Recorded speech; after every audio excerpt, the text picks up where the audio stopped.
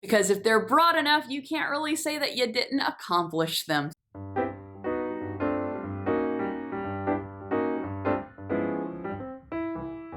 Hello there, what is up? Thank you so much for stopping by and hanging out with me today.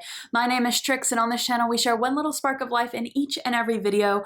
We hang out together every Monday, Friday, and Saturday, and unbox subscription boxes, share a love for all things Disney, go through our shopping hauls, and review products. If any or all of that sounds like something you would like to see more of, make sure you click that subscribe button and ring that bell. That way YouTube will notify you each and every time I upload a new video. And if you are a returning member of our ever-growing community, thank you so much for your continued support. It is so great to see you again. In today's video, I would like to share with you my 2021 goals. Now, I know you're probably thinking, well, hey Trix, January is almost over. But honestly, I don't have a product to review with you. I don't have a subscription box to open with you. It is the end of the month, so I have no money left for shopping hauls, and I am not feeling too magical and don't really want to talk about Disney right now. What I would like is a little accountability of myself. So not only in this video am I going to share my 2021 goals, but it's also going to be one of these things that I'm going to try to hold myself accountable for. So I have 10 things that I would like to achieve in 2021. So as I am talking about my goals, if you hear a goal that you're like, yes, I need to do that as well, hit that like button.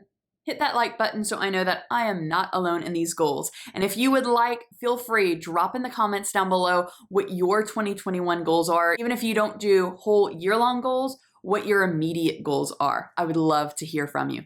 So the first goal, and I had this goal last year and did not achieve it, but I thought, you know what, I'm just going to try it again, is to read 100 books. I absolutely loved reading. It's probably obvious because lately most of my subscription boxes I've been unboxing have been book themed, but I love reading. It is definitely something that I do in my downtime, something that I do try to create space for in my day. So the second thing on my goals list is a very specific thing, and it's to prepare actual side dishes when I cook. I love cooking. It is definitely a way for me to de-stress after a week, but usually whenever I cook, I usually make the main dish, and that's it.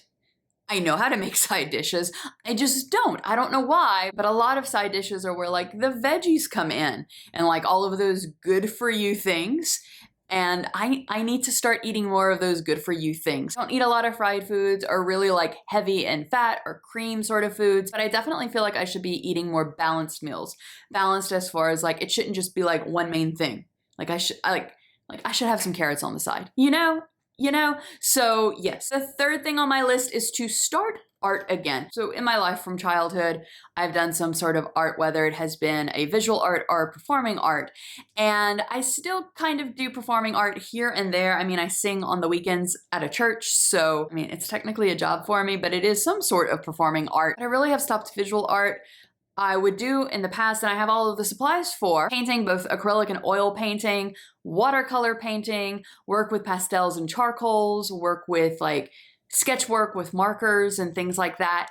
And I just stopped. I didn't stop buying the things to do the art, but I just stopped because it became like really stressful, and I became really overcritical of myself. And I was talking with my mom over, I think it was Thanksgiving break, about this, and she pointed out, which is something that like it dawned on me that I think this is it. When I first enrolled in college, my plan was to actually be an animator. Visual arts was my major.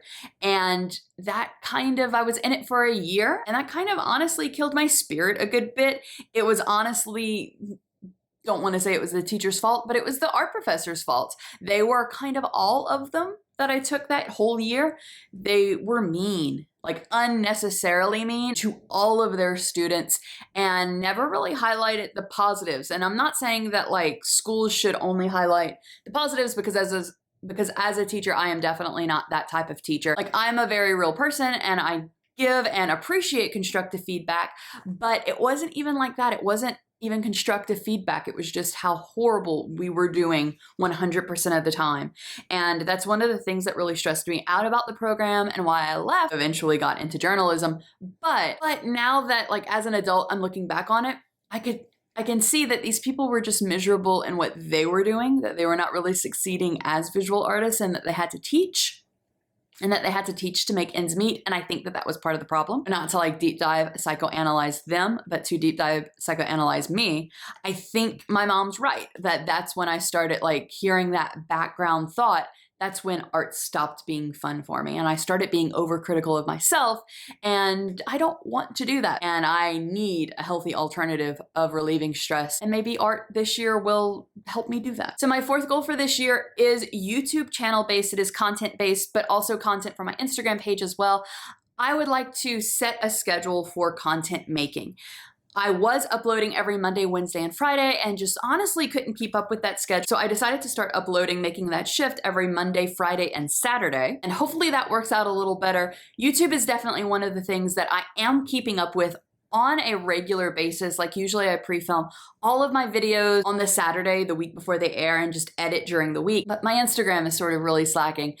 So definitely want to keep a consistent schedule with that and want to continue and sort of build up a consistent content calendar. I think it would be a lot less stressful for me. By the way, Instagram plug, if you are following me here and you like the community that we have here, but you're not following me over on Instagram and you have an Instagram account, definitely follow me on there. The fifth goal that I have for this year is to exercise daily. And I mean that in the broadest sense, not necessarily going out and jogging or doing this or doing that, but just getting some sort of movement in. This is something actually that I failed at already because I've been sick lately, but starting like now to the future, I do hope to keep it up. So the next goal that I have is to set little rest times or little rest days out of the week or portions of those days out of the week. So right now I plan to have rest time every Friday night after I get off of work. I will do no schoolwork or editing or cleaning or anything like that. It is just going to be me taking time to rest, whether that is an early night to bed or I just sit with a blanket and a good book or a movie and a cup of tea or something. Taking time to rest for myself is something that I have never actually done,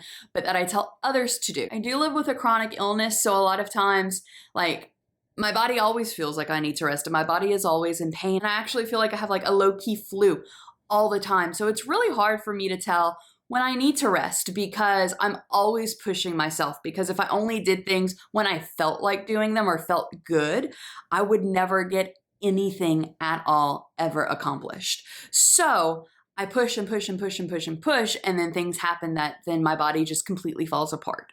And then I need to take extended times out where I can't do things. And I think that if I make the actual effort to schedule, like I would schedule literally anything else on my calendar, to schedule that, hey, stop what you're doing and actually rest.